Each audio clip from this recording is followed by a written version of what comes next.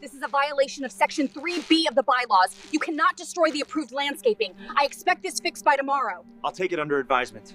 At 4:27 a.m. on May 3, 2024, I woke up to the scrape of metal on concrete and the whisper of trash bags in the cold air. Through my blinds, I saw headlights washing my front yard like a crime scene.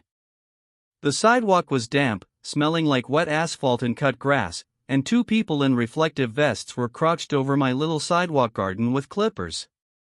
Not my yard, not their property, but the strip I'd spent months turning into something that didn't look like a sad patch of weeds.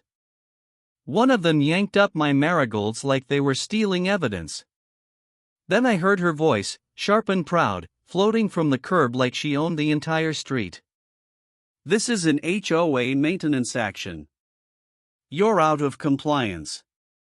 She stood there with a clipboard and a travel mug that smelled like burnt coffee, watching my plants get bagged like trash. I ran outside in socks, heart hammering, and yelled, "What are you doing?" She didn't even flinch. She just nodded at the bags like they were trophies. That morning is when my title became my whole life. HOA stormed my sidewalk garden with clippers and trash bags, then I filed the injunction. I didn't plant a jungle.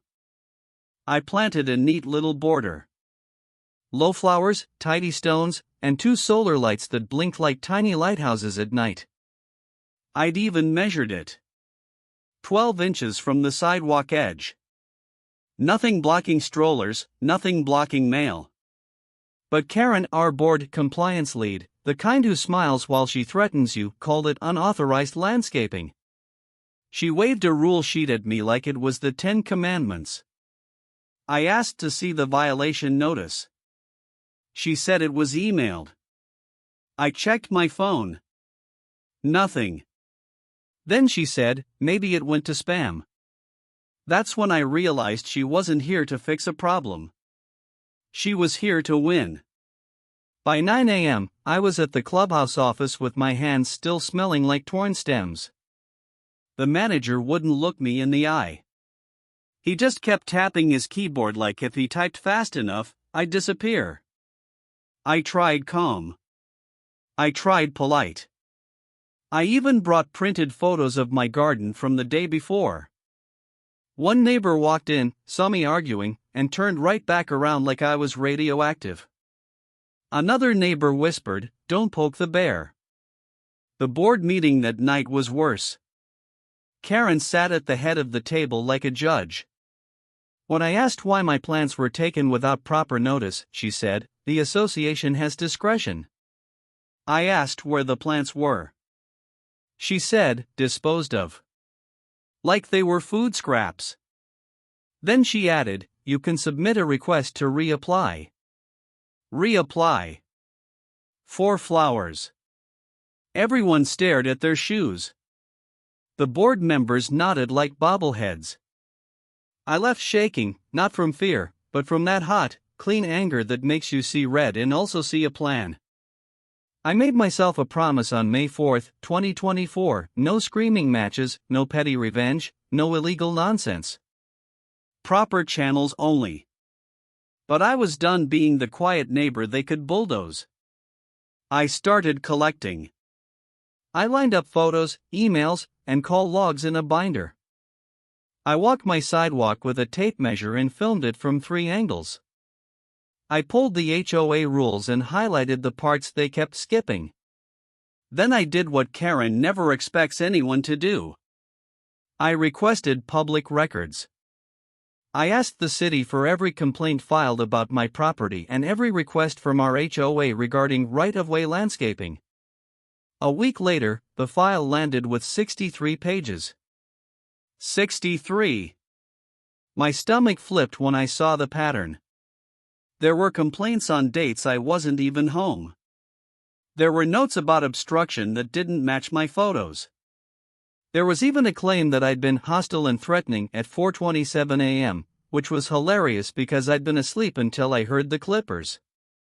That's when I built my trap, and it was boring on purpose, because boring is what courts love. Timeline item 1 April 5 at 4:27 a.m. false trespass call. Timeline item 2 May 3rd at 4:27 a.m. unauthorized removal of property. Timeline item 3 May 8th at 9:12 a.m. complaint filed claiming sidewalk obstruction. I didn't guess. I matched everything to timestamps, email headers, and my doorbell camera. I also learned one plain truth that felt like oxygen: patterns of false reports can be prosecuted. So I stopped arguing at meetings and started documenting like a machine. Then I filed a formal dispute and a demand letter for the cost of my plants, $240, plus the solar lights. I included my binder index like I was presenting a school project. Karen replied with a one-line email, denied. That was the moment she sealed her own fate. On June 11, 2024, Karen tried to do it again, and this time I let her. I didn't plant anything new. I placed a small sign in the garden strip that said private personal property. Do not remove. I also put 2 cheap motion lights aimed at the sidewalk, and I asked my next-door neighbor, Miguel, if he'd be home early. He didn't even hesitate. He said, "I'll make popcorn." At 6:18 a.m., Karen rolled up with the same reflective vest crew, acting like a tiny dictator with a coffee cup. The motion lights snapped on. My doorbell camera caught everything in perfect HD, including her saying, "Just take it. It's trash anyway." Miguel stepped onto his porch with his phone out. Then another neighbor came out. Then another. Someone laughed, loud and sharp, when Karen realized half the street was filming. She tried to switch into sweet voice. "We're just improving the community." But I walked out calm, holding my binder like a lunchbox, and I said, "Great. Then you won't mind waiting right here while I call the non-emergency line." The officer arrived at 6:41 a.m., looked at the trash bags, then looked at Karen's clipboard like it was a toy. I showed him the property survey, the HOA rule section that clearly said they needed written notice, and the city right-of-way guidelines. Then I showed him the public records packet. His eyebrows climbed with every page. Karen tried to interrupt.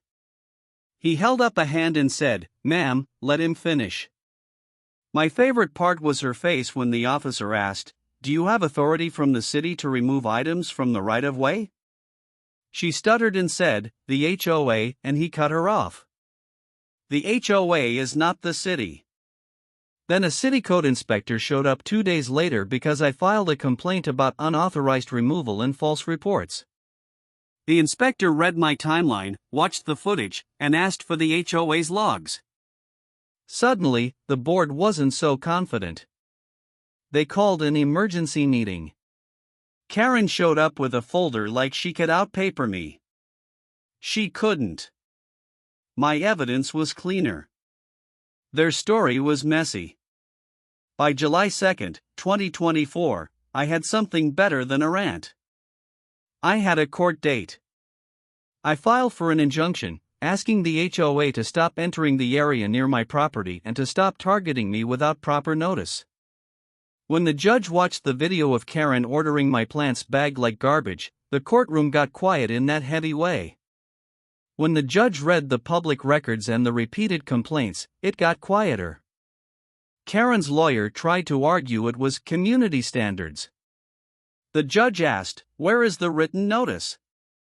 Where is the authorization? Why are these calls repeated at the same odd hour?" Karen's face went pale. The injunction was granted. Not forever, but long enough to force the HOA to follow the rules like everyone else. The board later voted to remove Karen from compliance duties, and the HOA reimbursed me for my plants plus filing costs, $960 total.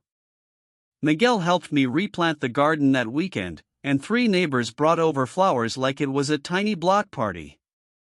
The sidewalk looked brighter. The street felt lighter.